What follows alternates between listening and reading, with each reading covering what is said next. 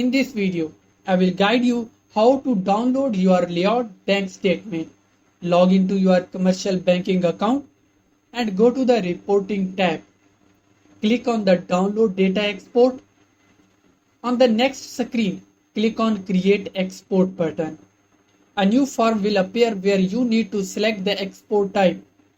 From the drop down, choose CSV, balances and transactions.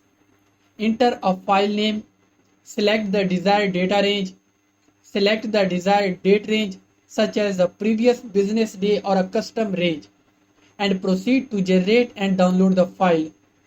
This CSV export will contain your account balance and transaction details. If multiple bank accounts display, select the Include Items radio button. Select the applicable bank account and click the Create Export button.